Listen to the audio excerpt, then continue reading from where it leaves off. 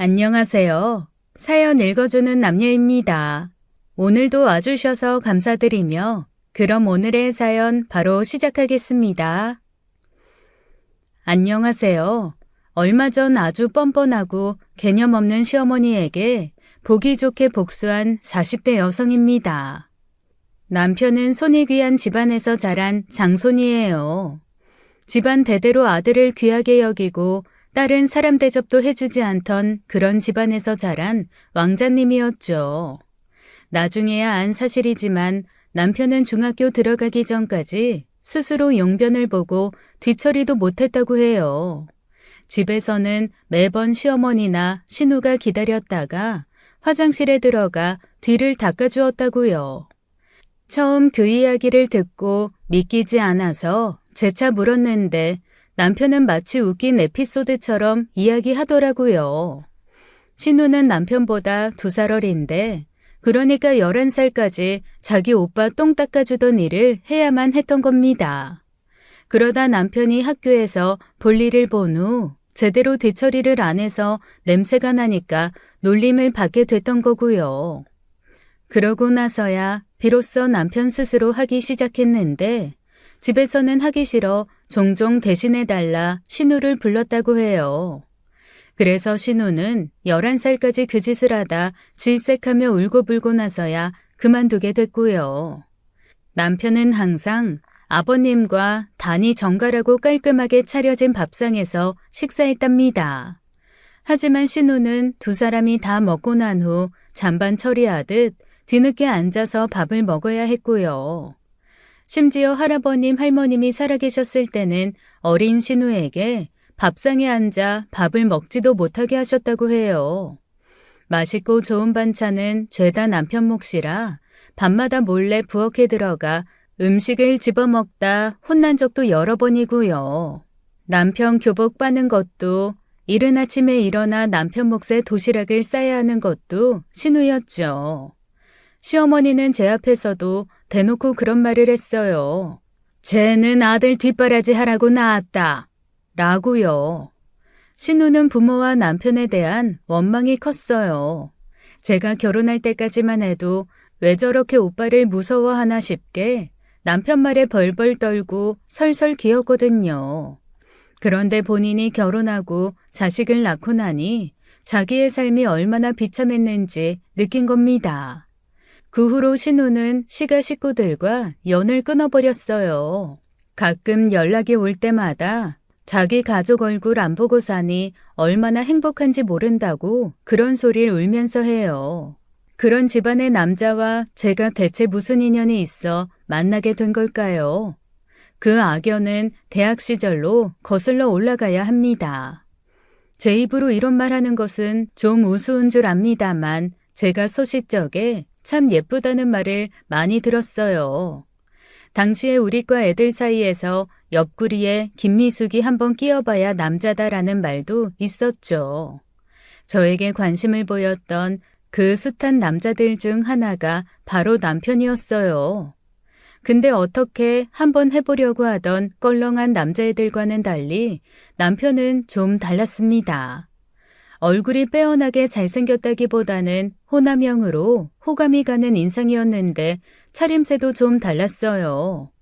유행에 따라가는 스타일은 아니었고 매번 깨끗하고 깔끔한 차림새가 오히려 더 긍정적인 인상을 주었죠.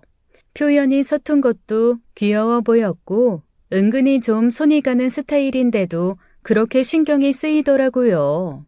그래서 지금도 딸에게 그렇게 강조하고 또 강조하는 말이 있죠. 절대 남자를 동정심이나 모성애로 사귀지 말라고요. 그게 바로 고생문을 열고 지옥행 열차를 타는 길이니까요. 남편은 전형적으로 모성애를 느끼게 하는 남자였습니다. 스스로 할 줄 아는 것은 별로 없는데 그 와중에도 좋아하는 여자애라고 저를 서툴게 챙겼어요. 그땐 그게 왜 그렇게 귀여워 보였을까요? 그렇게 사귀다가 남편은 군대에 갔고 저는 자연히 고무신이 되었죠. 사실 제 성향상 고무신이 좀 안 맞긴 해요. 남편도 어지간히 불안했는지 군대 가기 전까지 꼭 기다려달라고 귀에 딱지가 않도록 말했죠. 남편이 군대 갔다고 이때다 싶었는지 대쉬하는 남자들이 많았으니 저도 좀 힘들긴 했습니다. 그러다 진짜 도망갈까 싶었던 사건이 생겼죠. 학교에 시어머니가 찾아왔던 거예요. 그때 저는 갑작스럽게 가세가 기울어 시작한 과외로 꽤 바빴어요. 그래서 군대 간 남편에게 처음처럼 편지를 자주 보내지 못했고 타이밍이 안 맞아 전화를 놓치는 경우도 많았죠. 웬 아줌마가 저를 찾는다는 소리에 어리둥절한 채 가보니 되게 깐깐하고 매섭게 보이는 인생의 아줌마가 서 있었어요. 네가 김미숙이냐? 그런데요. 나는 승철이 어미 되는 사람이다. 아, 안녕하세요 어머니. 승철이가 그러는데 미숙이 네가 요즘 편지를 안 한다더라. 편지요? 아, 제가 좀 바빠서요. 아무리 바빠도 여자가 남자를 기다리게 하면 안 되는 일이다. 승철이한테도 말했는데 바빠서 편지 자주 못 쓴다고요. 아무것도 못 보고 들어간 승철이 입장에선 얼마나 속이 타겠냐. 딴 남자 만나고 다니는 건 아니냐? 예? 아니에요. 학교 시험 공부도 해야 하고 과외도 해야 돼서 시간이 잘 안 나요. 아까 보니 아무 남자한테 웃음 흘리고 다니던데. 그럴 바에야 학교는 그만두고 우리 집으로 들어가서 미리 살림이나 배워라. 예? 제가 왜요? 왜냐니?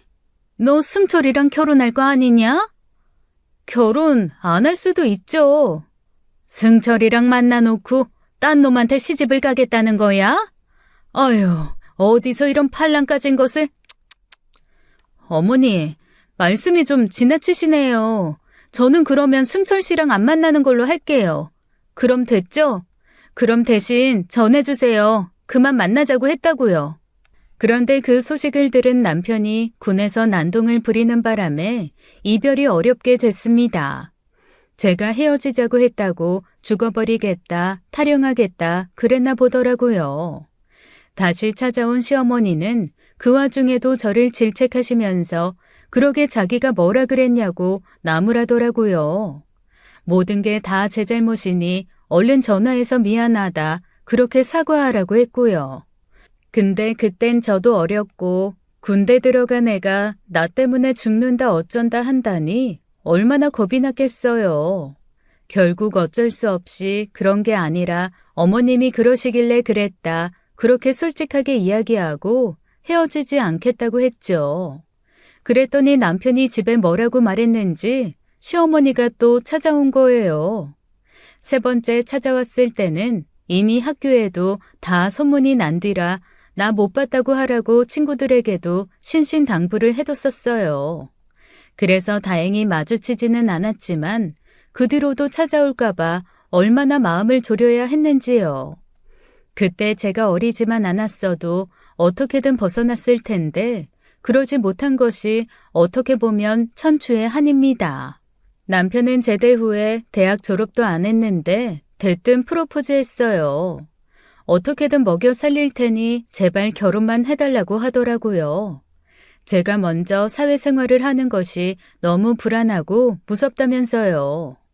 저밖에 모르던 사람이고 평생 한눈 팔 일은 없겠다 싶을 만큼 해바라기라 그거 하나는 괜찮았어요. 시어머니 때문에 조금 식은 마음이야 만나다 보니 조금씩 다시 달아오를 때도 있으니 만날만은 했죠. 군대 다녀온 뒤에는 좀 남자답게 변한 것도 있어서 전에 없이 설레던 날도 있었고요. 근데 문제는 그 집 어머니였어요.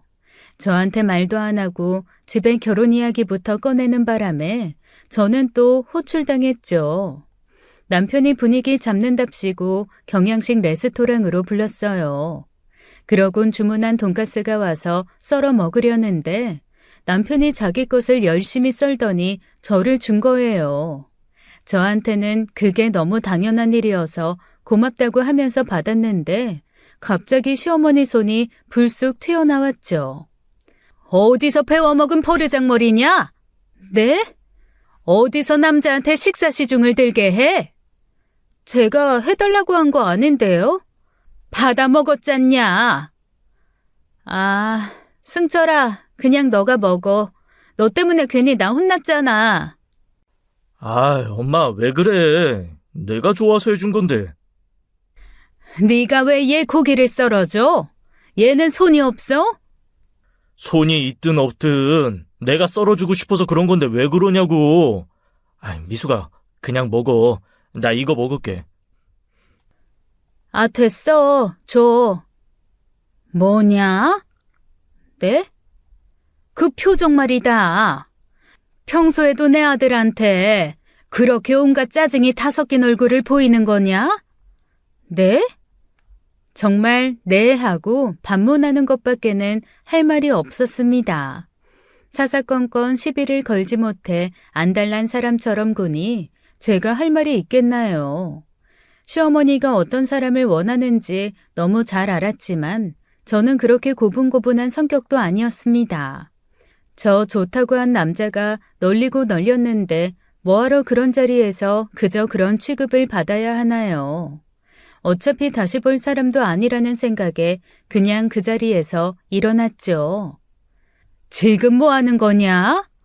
참 탕돌한 계집애구나. 어쩌다 너 같은 것에 홀려서는. 어머니, 대체 제가 왜 그렇게 마음에 안 드세요? 제가 특별히 잘못한 것도 없는 것 같은데. 그냥 다 마음에 안 든다. 내 아들한테 고분고분하지 않은 것도, 내 아들이 상점 모시듯 하는 것도, 대학까지 나왔으니 얼마나 잘난 체를 하면서 남편 알기를 우습게 알겠냐? 어머니랑 전 진짜 안 맞는 것 같네요. 내가 굳이 승철이한테 이유 없이 고분고분 할 필요도 없는 것 같고, 승철이 저 그렇게 상점 모시듯 하는 것도 아닌데 그렇게 보신다니 유감이에요. 그리고 대학 나왔다고 잘난 체 하는 것도 아니고요. 승철아, 아무래도 너희 엄마는 내가 마음에 안 드는 모양이야. 우리 그만 만나자. 그럼 실례하겠습니다. 남편은 뒤도 돌아보지 않고 저를 뒤쫓아왔고 그 사람 많은 거리에서 제 팔을 지겹게 붙들고 호소했어요. 미숙아, 이렇게 가버리면 어떡해. 나는 어쩌란 말이야. 나 너밖에 없어. 너 아니면 결혼도 안 하고 혼자 평생 늙어 죽을 거야. 너가 혼자 늙어 죽든지 말든지 그게 나랑 무슨 상관이니? 난 너랑 결혼하면 네 엄마 보고 살 생각에 벌써 진절머리가 나. 아마 아주 호되게 시집살이 시키시는 분이시겠지. 난 그렇게 못 살아. 그렇지 않아. 내가 말려줄게. 엄마가 너한테 함부로 하면 나 또 죽어버리겠다고 할 거야. 그렇게 제 팔을 붙들고 절절 매는 남편 뒤로 뒤따라 나온 시어머니가 보이더라고요. 어처구니가 없다는 듯이 쳐다보고 있는 게 어쩐지 고소하기도 했어요. 하지만 집에 와버린 후 한동안은 또 피해 다녔습니다. 회사로 찾아오면 찾아오지 말라, 너네 엄마랑 엮이기 싫다, 진절머리를 내며 도망쳤죠. 그렇게 며칠을 보내니 또 시어머니가 찾아온 거예요. 남편 피하듯 도망치려 하니 제 손목을 우악스럽게 잡아채고는 무시무시한 눈으로 저를 노려보더라고요. 그러면서 마치 자기가 엄청 선심을 썼다는 듯이 결혼을 허락해주겠다고 하더라고요. 제가 결혼을 하겠다고 한 것도 아닌데 말입니다. 거기다 더 가관은 조건을 붙였다는 거예요. 단 우리 집에 들어와 사는 게 조건이다. 하나부터 열까지 가르쳐야 할 것이 한두 개가 아니니 어떻게 남편을 모시고 살아야 하는지 내조하는 방법부터 내가 알려주마. 그 말을 듣고 제가 어떻게 한 줄 아세요? 회사를 그만뒀어요. 허구한 날 두 모자가 회사로 찾아와 쌍으로 그렇게 괴롭혀대니 어떻게든 벗어나고 싶었던 거죠. 남편이 집은 아는데 아무래도 부모님이 함께 사는 집이니 찾아오기는 힘들었을 거예요. 그렇게 한동안은 안 보인다 싶었는데 비가 주룩주룩 내리던 어느 날이었어요. 이른 아침 신문을 가지러 나간 아빠가 대문 앞에 비를 맞고 쭈그리고 앉아있던 남편을 데리고 들어온 겁니다. 승철아, 너 뭐야? 미수가, 나 집 나왔어. 뭐? 저와 우리 가족들이 얼마나 황당했겠어요. 시어머니만 아니었으면 진작 결혼해서 같이 살 수 있었는데 엄마가 결혼을 회방 놓는 것 같다면서 가출한 거예요. 그날 밤 아빠가 남편을 데리고 술 한잔을 하면서 이런저런 이야기를 많이 했나 봐요. 그러면서 그래도 남자가 저만한 수뇌보를 갖긴 어렵다고 그거 하나만 보고 결혼해도 힘들진 않을 거라고 하셨죠. 아버지도 약간 고리타분한 생각이 있는 사람이라 시어머니가 한 요구가 그렇게 무리는 아니라고 생각했던 거예요. 분명한 건 그날 남편을 보고 좀 안쓰러운 마음이 들었다는 겁니다. 모성애를 자극하는 남자라고 했죠. 그날도 남편은 비에 젖은 길 잃은 강아지 같은 얼굴로 저를 쳐다보는데 백기를 들 수밖에 없었어요. 어머님, 진짜 대단하신 거 알지? 어? 우리 엄마가? 칭찬 아니야. 아마 너 장가 가긴 힘들 거야. 미수가, 내가 진짜 잘할게. 우리 엄마 때문에 속상한 일 없게 내가 잘하면 되잖아. 자신 있어? 진짜 자신 있어. 내가 엄마가 너한테 한마디도 못하게 내가 제대로 막아줄게. 알았어. 근데 난 절대 합가는 못해. 절대로. 알았어. 나도 너랑 단둘이 살고 싶지. 엄마랑 살긴 싫어. 그렇게 가출한 남편은 승전보를 가지고 오겠다고 하며 자기 집으로 떠났죠. 그리고 바로 그날 전화가 왔습니다. 미수가, 나 결혼 허락 받았어. 합가도 안 해도 된대. 신혼집은 시댁과 친정집 딱 중간 지점에 잡았어요. 일부러 그런 것은 아닌데 어쩌다 보니 딱 그쪽에 적당한 집이 있었던 것 뿐이죠. 첫 번째 집은 24평형의 아파트였는데 시댁에서 해준 거예요. 시아버지께서 돌아가시면서 남겨주신 재산이 꽤 있었고 보나마나 그 재산은 다 남편 몫이었고요. 물론 감사한 마음이야 있었지만 그걸 빌미로 시도 때도 없이 찾아와 간섭할 것을 알았더라면 안 받았을 겁니다. 와서 냉장고며 찬장을 죄다 열어보고 꼭 훈수를 뒀어요.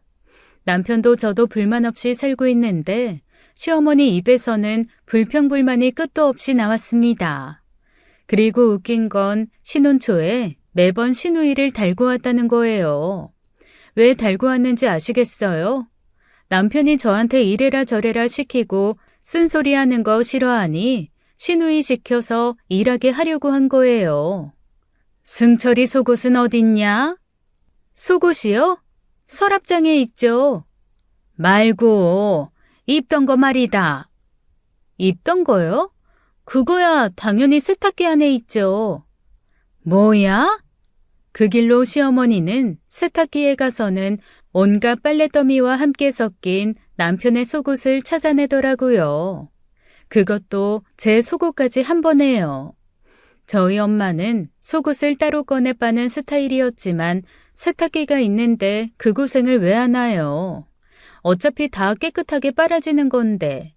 저는 빨랫감은 색이 물드는 것만 빼고 한 대 모아 빨았어요. 근데 시어머니는 세탁기 안에 남편과 제 속옷을 한 대 섞어 빠는 것이 그렇게 못마땅했던 거예요. 아니, 너 지금 제정신이냐? 제가 왜요? 속옷 같은 건 따뜻한 물에 불려서 조물조물 조심히 빨아야지. 어디 가장 속옷을 세탁기에 넣어? 그것도 네 속옷이랑 한 대 섞어서. 속옷이든 겉옷이든 똑같은 빨랫감인데 뭐하러 힘들게 손으로 빨아요? 아유.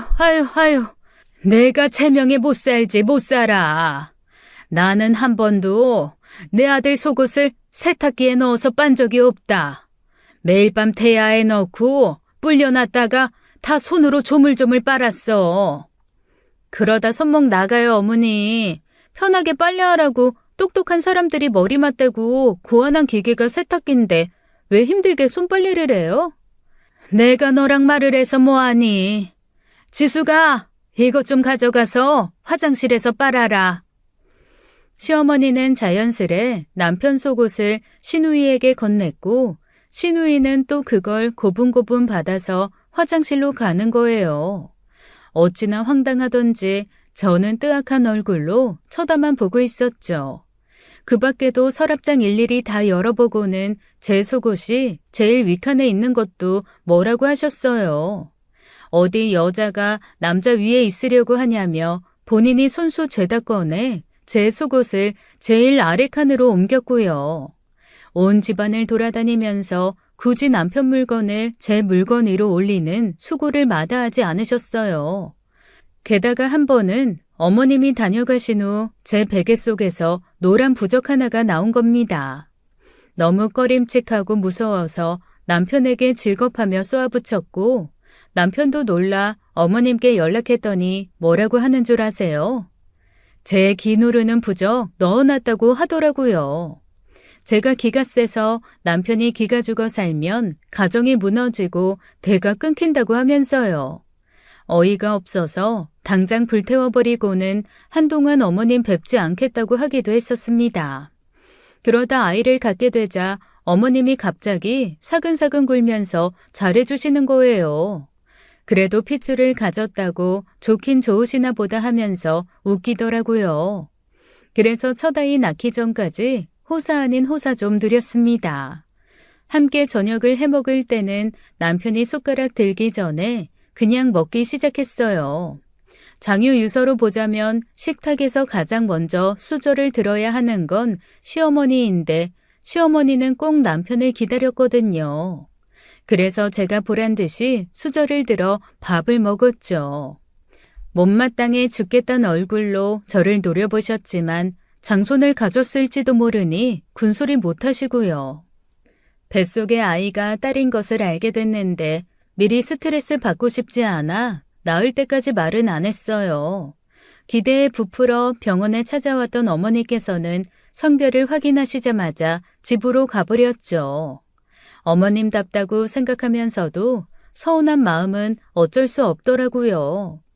그래도 남편의 자식이고 우리의 첫아이인데 어떻게 그렇게 고생했다 한마디 없이 쌩안이 가버릴 수 있나 싶어서요. 저한테도 정말 눈에 넣어도 안 아플 자식이라는 말이 딱이었어요.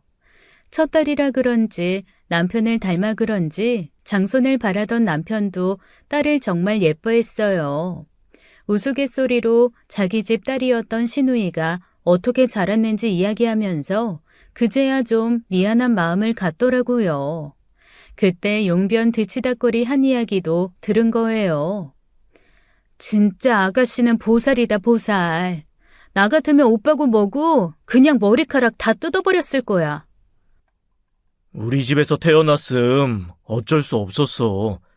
나도 살면서 다른 집 친구들 여동생들 보면서 우리 집이 좀 이상하구나 했지. 어렸을 때는 다들 그렇게 사는 줄 알았지. 남자는 하늘, 여자는 땅. 어디 가서 우리 지연이가 그런 취급 받는다고 생각해봐. 나는 피가 거꾸로 솟아서 못 참아. 당연하지.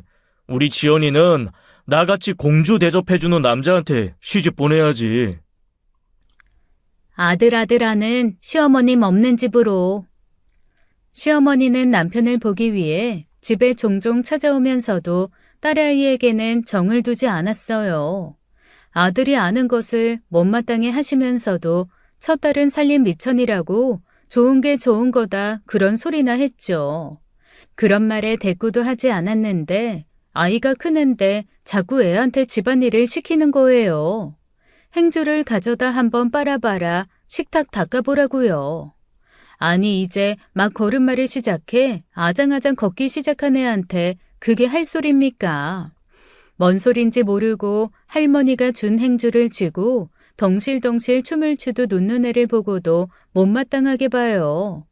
그저 식탁 어떻게 닦는지 그런 소리나 하고 있고요. 어이가 없어서 행주를 빼앗아다 싱크대에 던져버렸는데 시어머니가 그러더라고요. 너는 대체 둘째는 언제 가질 거냐? 네? 처대가 딸이면 좀 급한 마음이 들진 않든? 급할 게 뭐가 있어요. 저희 둘 다 아직 젊은데. 젊기는 너무 터울지기 전에 얼른 둘째 낳아라. 누나가 너무 크면 아들이 키를 못 핀다. 어머니, 저는 아들, 딸 구별하지 않고 낳아서 키울 거예요. 그리고 우리 지연이한테 그런 거 시키시려면 오지 마세요. 네가 뭔데 내 아들 집에 오라 말아야? 이 집 내가 해준 거다. 너는 그런 말 할 자격이 없어. 그럼 제가 지연이 데리고 나가면 되는 거죠? 바로 남편에게 시어머니가 쫓아내서 집 나간다고 전화하니 진절머리를 내며 가시더라고요. 저나 내 딸을 더 귀하게 여겨주는 친정이 든든한 뒷배로 있는데 그 집 하나로 절절맬 필요가 없었어요. 남편이 시어머니한테 한 소리 해놨는지 그 뒤로 한동안은 집에 찾아오지도 않았고요. 그러다 추석이 돼서 시댁에 방문했던 어느 날이었어요. 오랜만에 만난 동네 어르신이 대뜸 저를 보더니 위아래로 훑어보시면서 그러시는 거예요. 승철이 쳐? 아유, 그러는 거 아니야. 네? 아무리 요즘 애들이 되바라졌다지만 시어머니한테 어쩜 그래. 그러다 천벌 받지. 무슨 말씀이세요?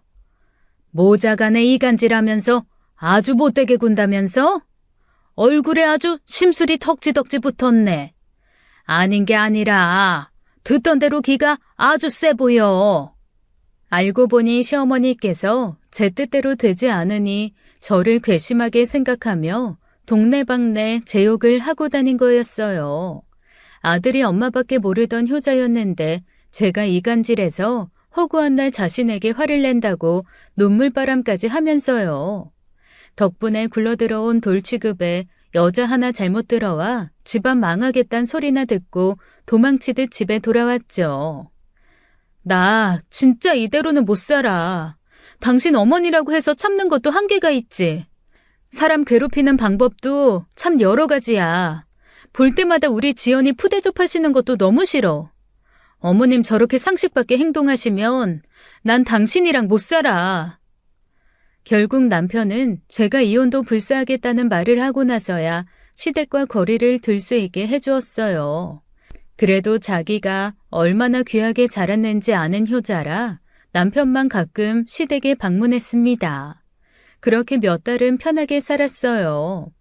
그러다 조금 늦게 둘째를 갖게 되었고 남편에게서 소식을 듣고 넌지시 다시 찾아오고 싶으시다는 것 같더라고요.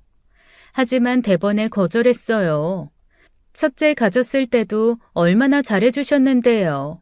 둘째도 아들 기대하시고 그러시겠죠. 근데 딸이면요. 첫째 낳았을 때처럼 언제 그랬냐는 듯이 찬바람 쌩 하겠죠.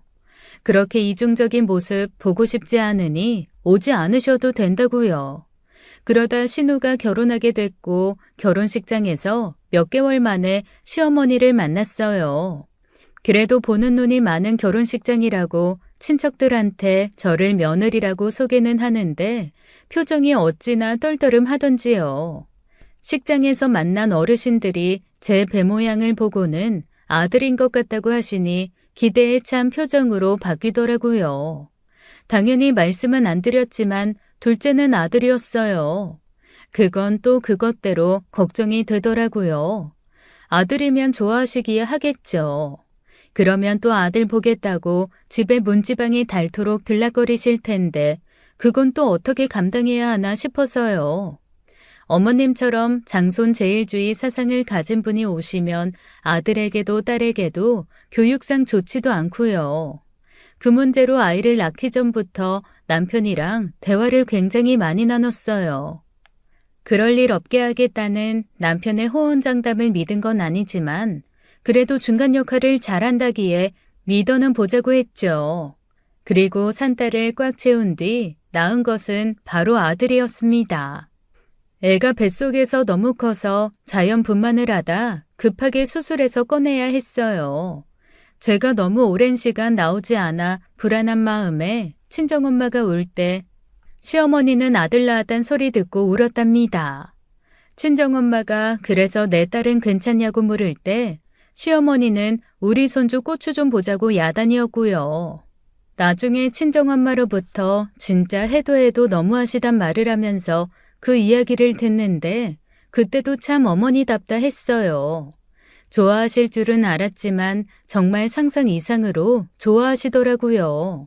그런데 문제는 그게 너무 과하다는 거였어요.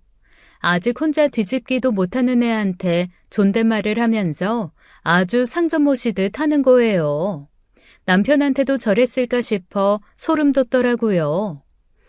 아유, 우리 귀한 장손님, 우유는 맛있게 드셨어요?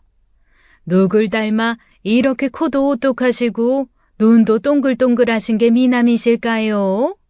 아주 고추가 실하니 나중에 우리 증손주도 걱정 없겠습니다. 시누이 말로는 시할머니께서 살아계실 때 남편한테 존댓말을 했다고 해요. 시누이가 8살 땐가 돌아가셨는데도 그때 기억이 어렴풋이 난다면서요. 게다가 남편 판박이인 딸과 다르게 아들은 저를 거푸집에다 찍어 놓은 것처럼 낳았는데도 남편 닮았다 하시더라고요. 예상은 했지만 과해도 너무 과했고 지나치다 싶어 눈살이 찌푸려질 때가 한두 번이 아니었어요. 기저귀를 갈 때마다 아들 생식기를 쥐어보고 만져보고 그래서 제발 좀 그만 좀 만지시라고 하기도 했죠. 그랬더니 뭘 모른다고 어렸을 때부터 그렇게 만져줘야 나중에 큰다고 아주 별 희한한 소리도 다 하고요. 그렇게 참다 폭발한 계기는 다름 아닌 딸 때문이었어요. 딸은 4살이었고 여기저기 애교도 부리고 말도 똑부러지게 잘한다고 칭찬도 많이 받는 애였어요. 그런데 아니나 다를까 어렸을 때부터는 할머니를 좀 멀리하고 가까이 하기 싫어했죠. 애들도 다 알잖아요. 자기 예뻐하는 사람이 누구고 싫어하는 사람이 누군지 눈치가 빤한데요. 그래서 그런지 시어머니가 오시는 날엔 주눅이 들어있고 방에서 잘 나오려고 하지 않았어요. 제가 애를 앉혀놓고 할머니가 오시더라도 할머니 눈치 보지 말고 거실에 나오고 싶으면 나오라고 달래기도 했고요. 그러던 어느 날 딸이 나와서는 모유를 먹는 아들을 구경하더라고요. 그게 신기한지 옆에서 꼬치꼬치 캐묻고 쫑알거렸죠. 아가는 엄마 우유 먹는 거지? 아가는 엄마 우유를 먹어야 쑥쑥 자라. 나도 먹었어? 우리 지연이도 먹었지. 그래서 이렇게 쑥쑥 자랐지. 근데 맛이 생각이 안 나. 나도 먹으면 안 돼? 지연이도 먹어보고 싶어? 지연이는 쑥쑥 자랐으니까 동생한테 양보해야지. 맛있게 먹어 민준아 하고. 맛있게 먹어 민준아. 애들이 하는 소리라 귀여워서 웃는데 갑자기 시어머니가 끼어들어 냉랭한 목소리로 다그치는 거예요. 벌써부터 지 동생 거 탐내는 거 봐라. 네? 아주 못돼 먹어서 어딜 탐낼 게 없어서 지 동생 밥그릇을 탐내? 어머니, 밥그릇이라뇨. 내가 틀린 말이나 했냐? 그리고 홍지연, 너 동생한테 말이 그게 뭐냐? 앞으로는 드세요 해라. 엄마 아빠한테 하듯이 말 높여서. 어머니, 그게 무슨 말씀이세요? 무슨 말도 안 되는 소리를 하시냐고요. 지연이가 누난데 4살 어린 동생한테 우덜은 대하듯이 존대하라는 거예요? 네 남편은 그렇게 키웠다.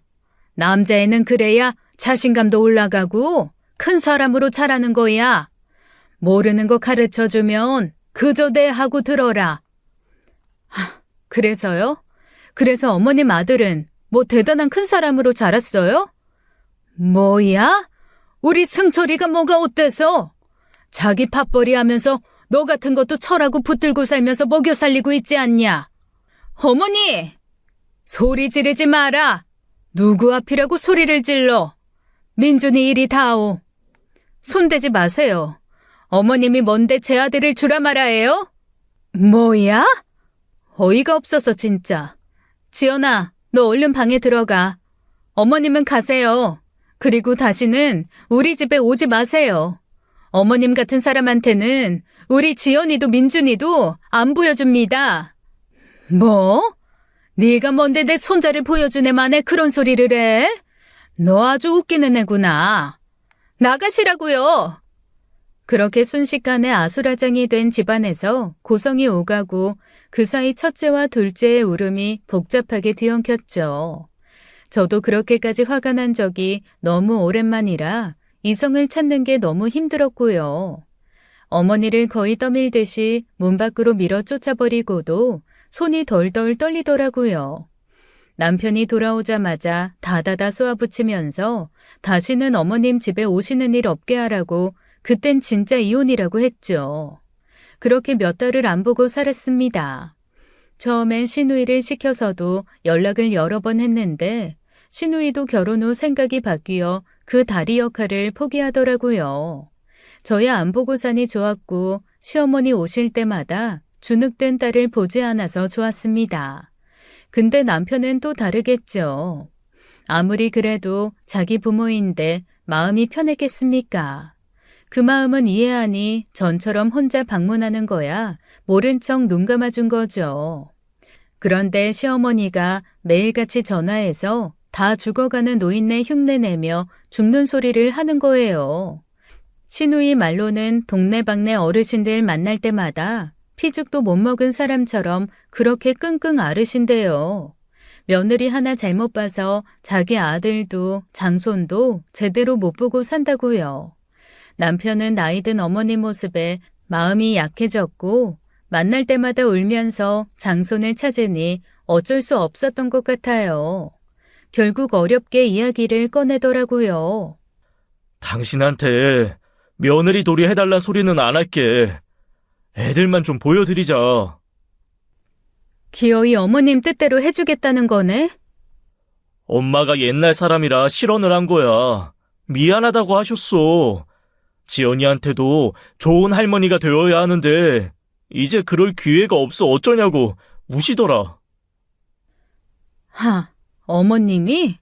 어머님이 지연이한테 좋은 할머니가 되겠다고 하셨단 말이야? 그래. 막상 안 보고 사려니 눈에 밟히시는 거지. 지연이 어른들한테 얼마나 예쁨 받는 애야. 아무리 아들 하시던 엄마도 지연이 애교에 넘어가신 거지. 지연이가 언제 어머님 앞에서 애교를 부렸다고. 한 소리 들을까봐 그 작은 게 어머니 눈치를 얼마나 살폈는데. 그러지 말고 한 번만 더 기회를 드리자. 당신은 안 가도 돼. 내가 한 번씩 애들 데리고 가서 보여줄게.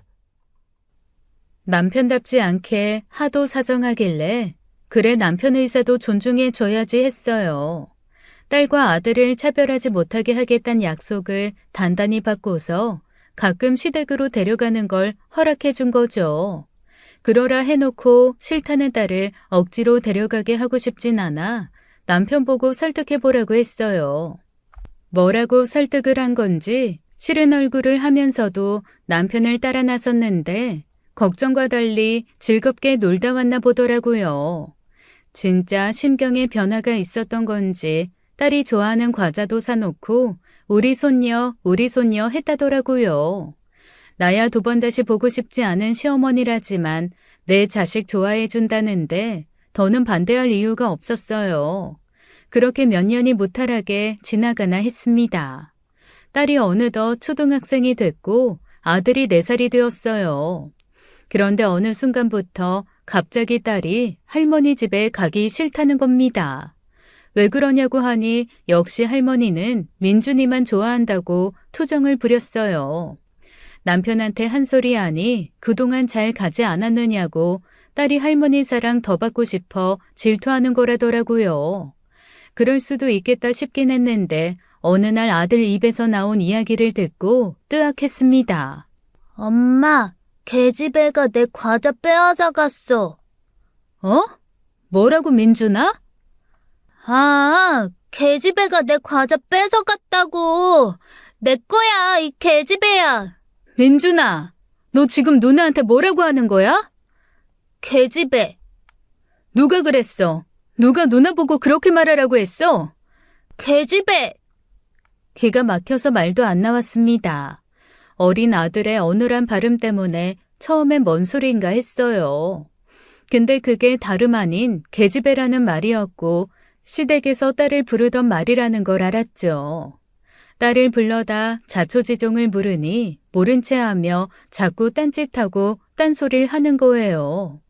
그러면 안 되는데 너무 속이 상하고 놀라서 딸을 다그치면서 혼내듯이 물었더니 엉엉 울면서 그러더라고요. 할머니가 그랬다고. 할머니 집에 갈 때마다 민준이한테만 좋은 거 주고 자기한테는 작고 가지기 싫은 것만 준다고요. 그래서 민준이가 가진 게 갖고 싶어서 빼앗으려고 하면 계집애는 고추 달린 것한테는 그러면 안 된다고 했답니다. 열받아서 그 길로 시어머니한테 전화했죠.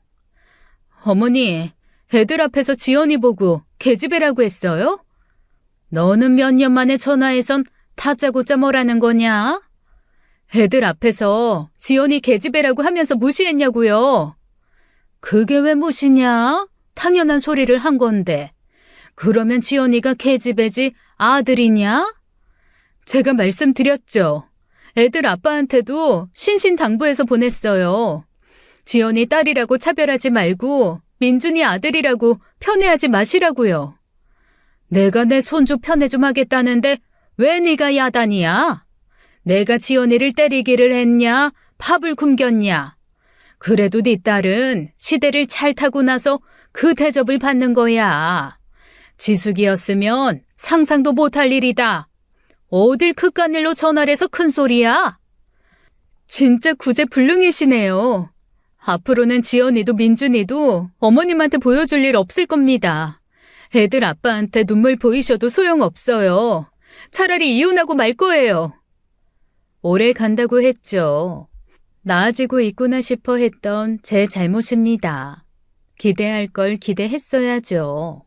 미리 알아서 망정이지 몰랐더라면 아들이 딸을 얼마나 무시하면서 컸겠습니까? 제 앞에서야 안 그런 척하면서 제 할머니 등에 업고 누나를 괴롭혔을지도 모르죠. 그게 당연하다고 생각하며 자랐던 남편처럼 말이에요. 남편 오자마자 한바탕 했고 결국 남편도 뜻을 꺾고 아이들을 보여주지 않는 것으로 합의했습니다.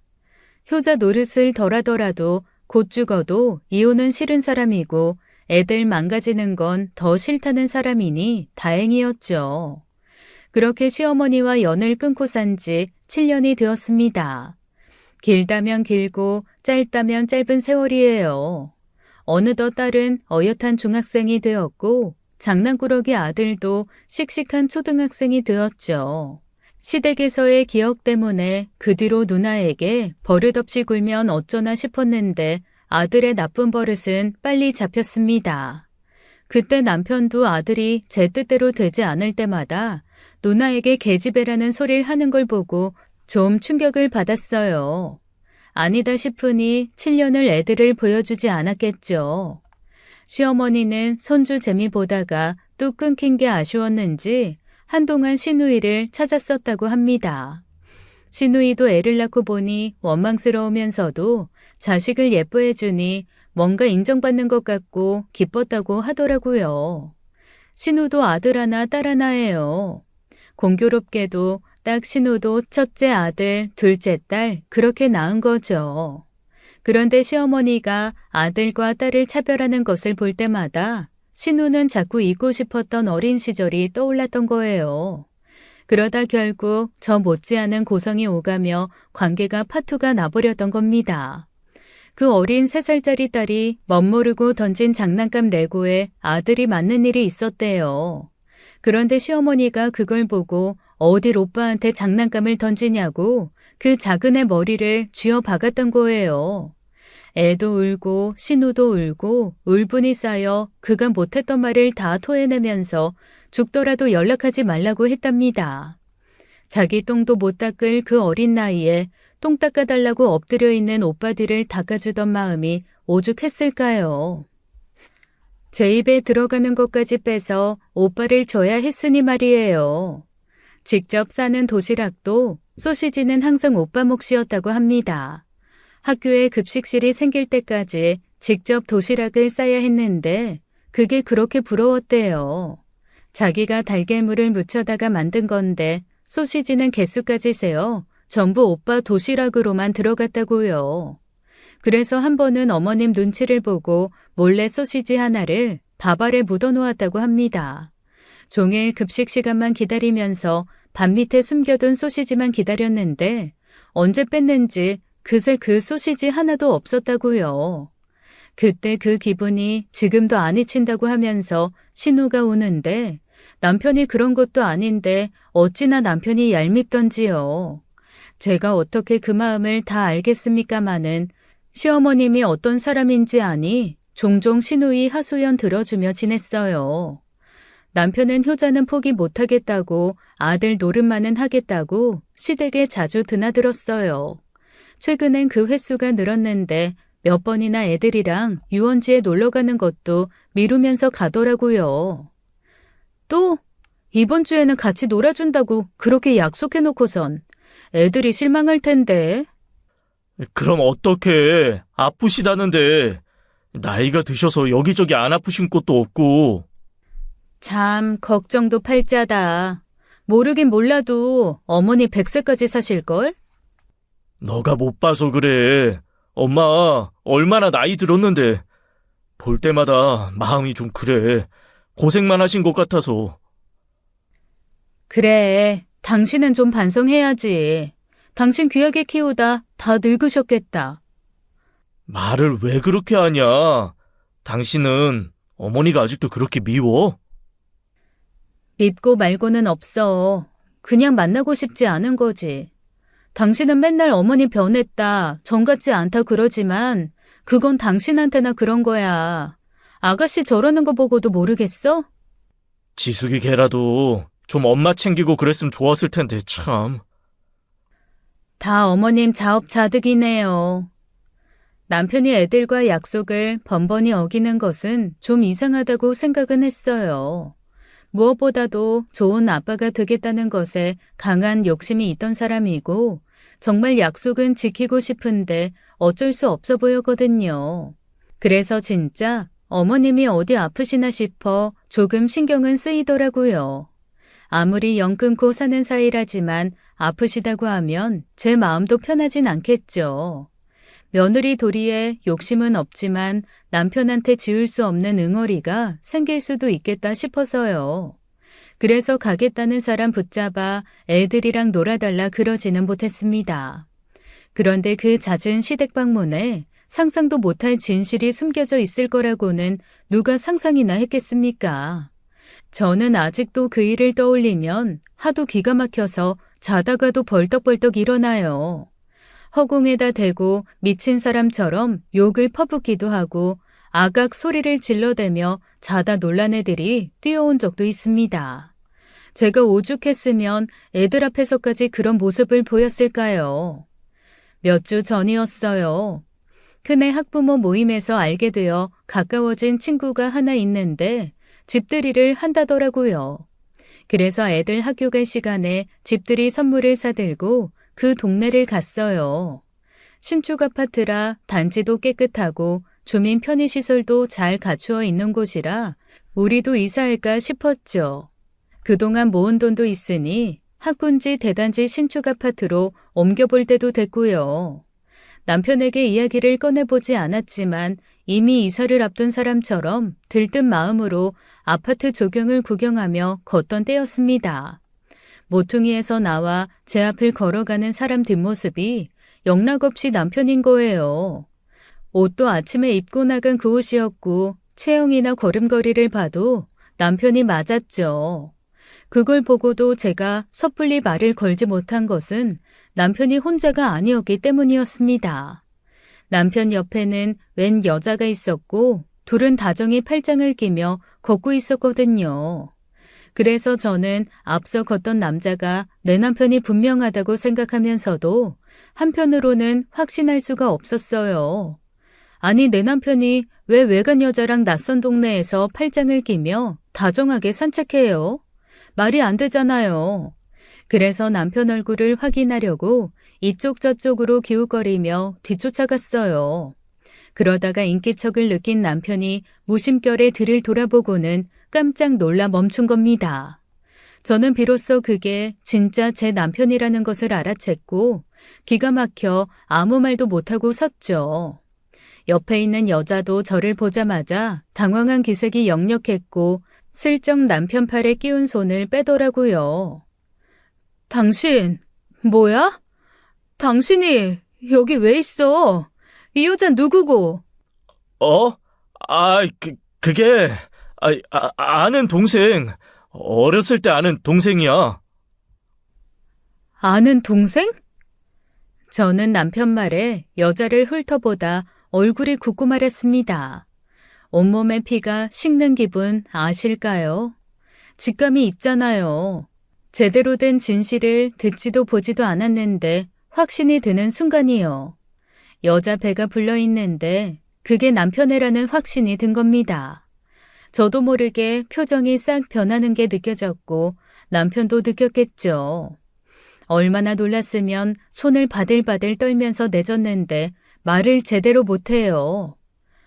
뭐냐고 물었어. 그게 아니라, 그러니까 여보, 아는 동생인데. 아는 동생? 자는 동생이 아니라? 어? 무슨 소리야, 여보, 그게. 저는 남편의 행동에서 2번 확신을 느꼈고 남편의 어깨를 툭툭 치며 다시 물었습니다. 대체 저 여자의 정체가 뭐길래 둘이 같이 연인처럼 낯선 동네를 걷고 있느냐고요.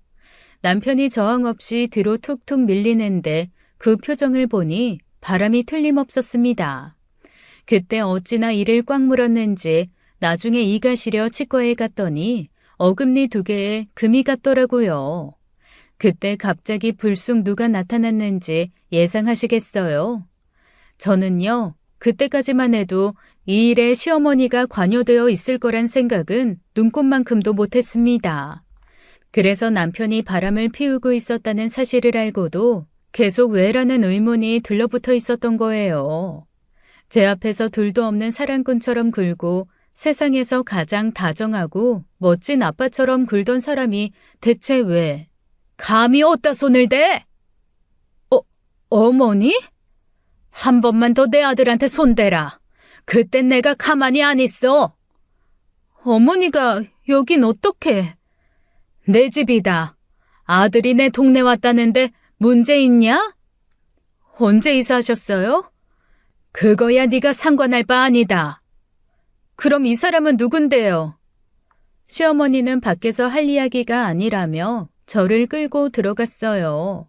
그렇게 얼빠진 얼굴로 이사한 시댁에서 들은 이야기는 정말 듣고도 믿기 어려운 이야기였습니다. 시어머니는 내가 하는 꼴을 보니 평생 손주 보고 살긴 글렀다는 생각이 드니 처량하더랍니다. 게다가 남들이 자기 처지를 불쌍하게 여길 걸 생각하니 가만히 있기 어려웠다고 해요.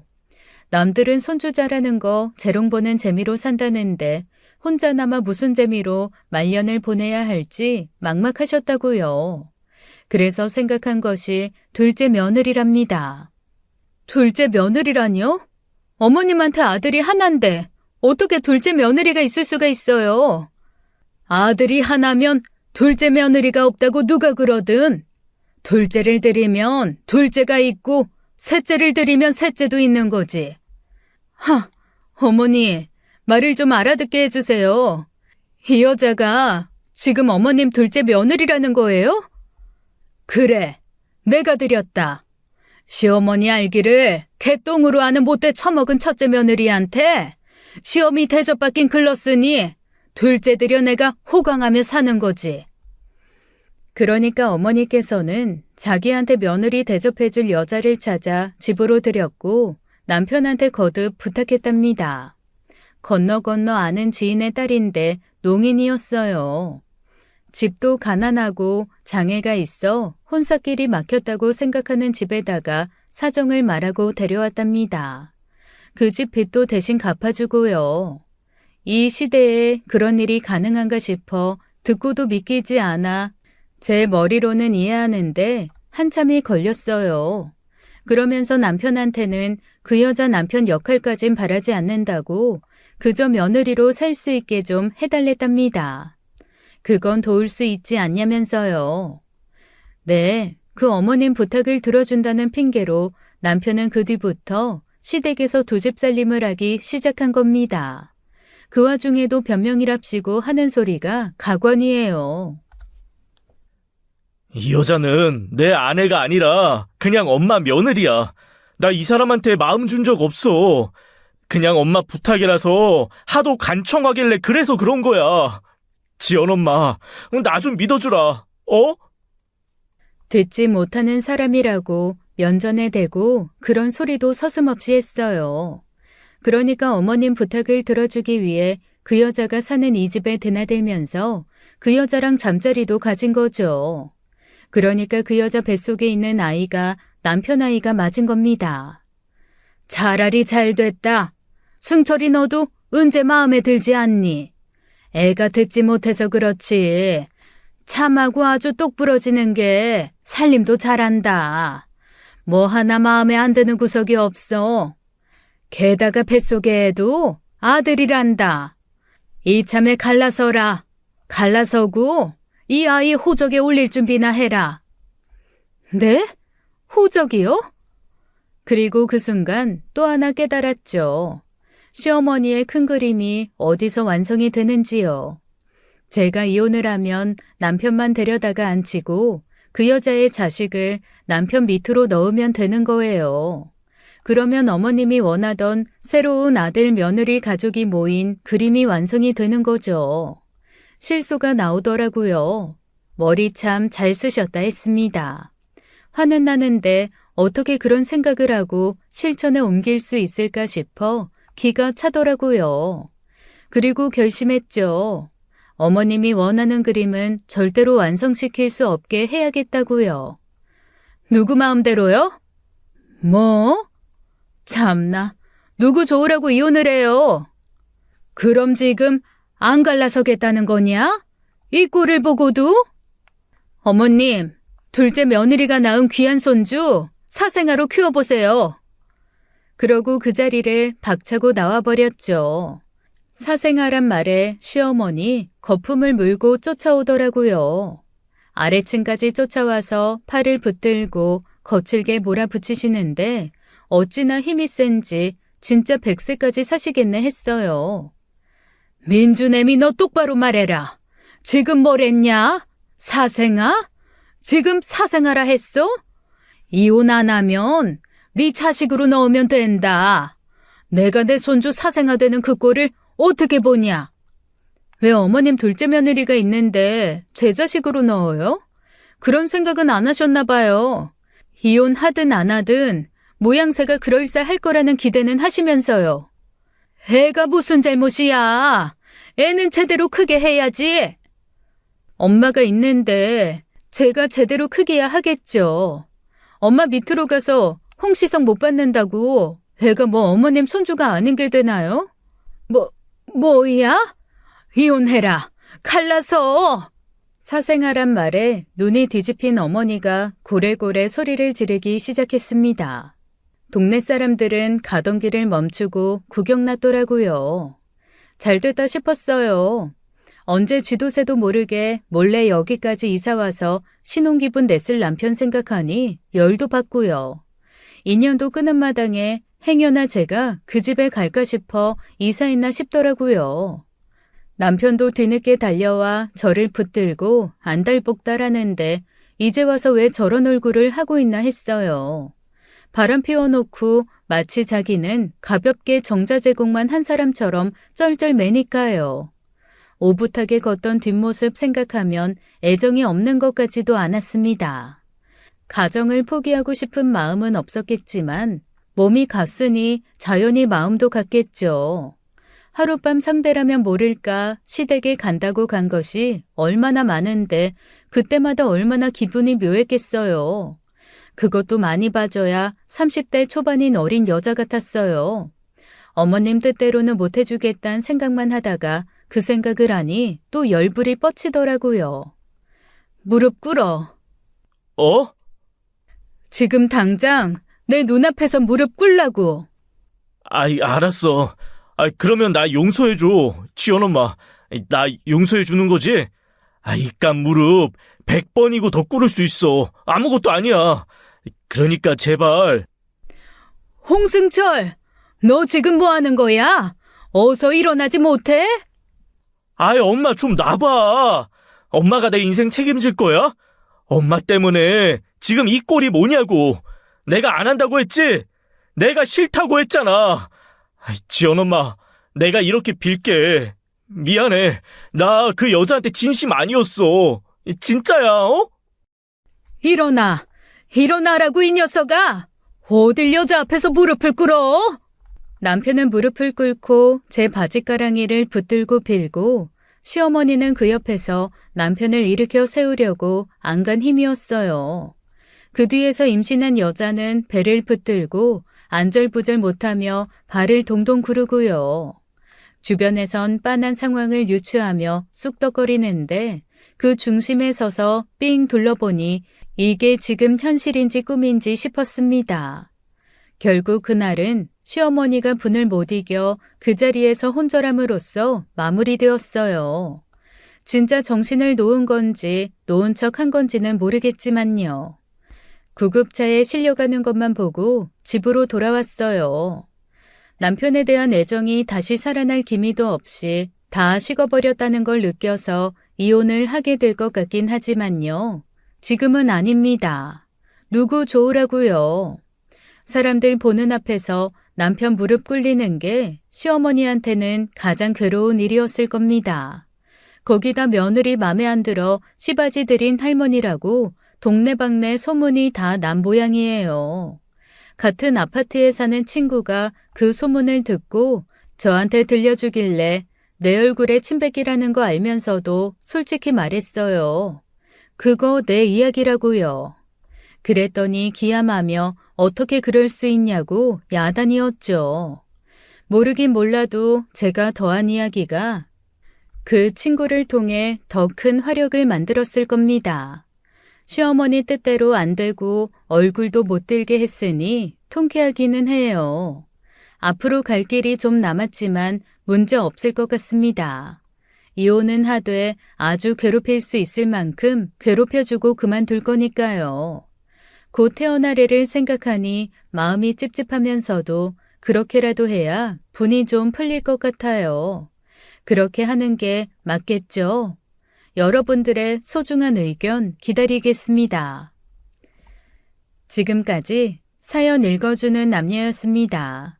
끝까지 시청해주신 여러분 감사드리며 저희는 다음 사연으로 돌아올게요. 감사합니다.